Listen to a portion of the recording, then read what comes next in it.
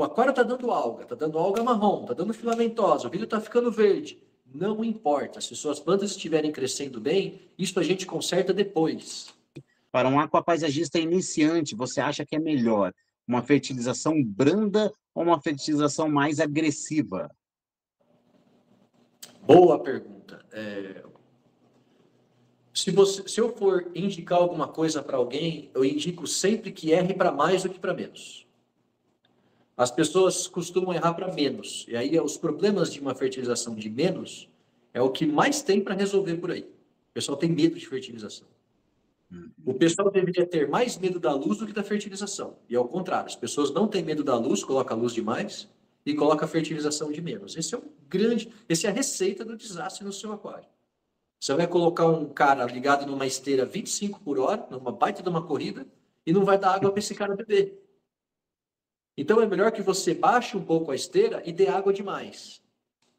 Lide com os problemas do excesso, que é mais fácil de resolver do que os problemas da falta. Excelente. Para mim, essa é uma abordagem muito perfeita. Inclusive, o Tom Barr cria esse Estimative Index baseado nessa visão, né?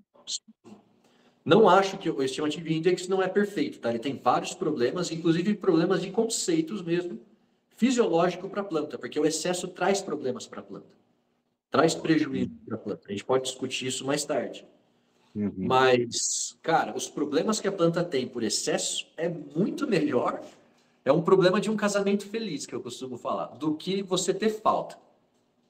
Falta, cara, é outro problema. E antes que as pessoas fiquem confusas, pessoal, é muito mais fácil. É certeza que você vai ter alga com falta de fertilização e é possível que você tenha algas com excesso de fertilização, mas não é certeza. Mas na falta é certeza. Cara, e você sabe que eu entrevistei aqui o Marcelo... Jesus, esqueci o sobrenome dele. Oi? Marcelo Barros? Marcelo Barros. O Marcelo Barros. E, cara, ele faz a abordagem contrária. E ele é um defensor. Tá aí um evento legal. Juntar nós três para conversar a respeito. Eu confesso, quando ele falou, eu entendo a abordagem dele. Mas eu, particularmente, sou mais da mesma linha que você segue do que da dele. Mas, claro, perguntei aqui um monte de coisa para ele foi respondendo e tal.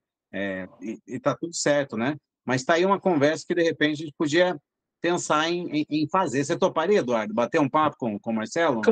Eu toparia. É até legal a gente colocar pessoas que às vezes pensam diferente, porque a gente alinha o entendimento em comum, não as diferenças, né? É verdade, é uma O realidade. Marcelo, ele faz parte do nosso grupo.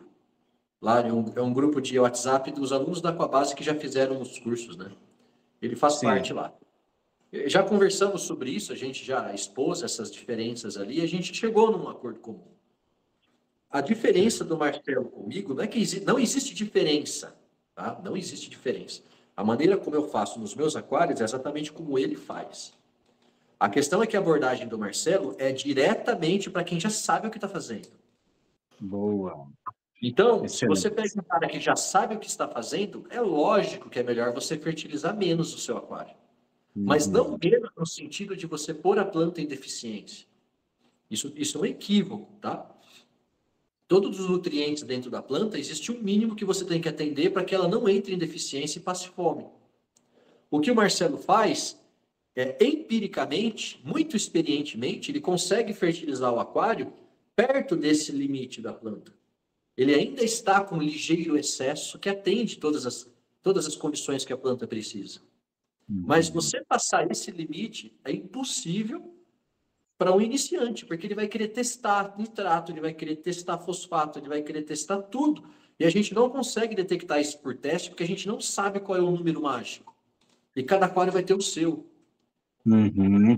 Então, o Marcelo sabe muito bem como fazer isso. O Lucas sabe muito bem como fazer isso. O André sabe, eu sei. Provavelmente você também sabe.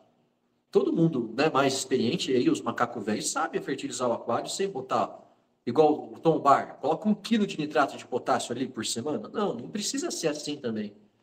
Mas quando você vai lidar com o iniciante, que você não está acompanhando o aquário dele, não está acompanhando as doses, É o que eu falo para o pessoal. Pessoal, se você tiver na dúvida, se você pratica a dose cheia do rótulo de recomendação, ou 1/3 menos, ou metade menos, comece pelo rótulo. Uhum. E lide com Boa. os problemas do excesso. Então, as Uhum. pessoas começam o aquário tendo uma prioridade distorcida de que a prioridade delas é começar o aquário sem algas. E está errado. A prioridade de partir um aquário é a planta, são plantas muito bem nutridas. Então, o aquário está dando alga marrom, está dando filamentosa, o vidro está ficando verde. Não importa. Se suas plantas estiverem crescendo bem, isso a gente conserta depois. Agora, se o seu aquário, você tiver com medo de ter algas, você não está prestando atenção nas plantas, elas estão pedindo mais nutrição, você não está dando, e está vindo alga, e você está estrangulando cada vez mais o aquário, tentando tirar a fertilização para acabar com as algas, e as plantas estão sofrendo, isso não tem nenhuma chance de dar certo. Entende? Então, a prioridade do aquário não é partir sem algas, é partir com plantas fortes. As algas você resolve depois. Com o tempo, você vai ficando tão bom nisso que você parte um aquário sem alga. Você sabe exatamente o quanto que você vai colocar lá, sem testar nada. Então, o Marcelo não está errado, de forma alguma. Ele está certíssimo. Só que a resposta dele é de um nível muito alto. Que é diferente Faz da muito resposta que sentido. tem que dar para esse cara que perguntou aí. O que você recomenda para um iniciante? Eu recomendo que você erre para mais.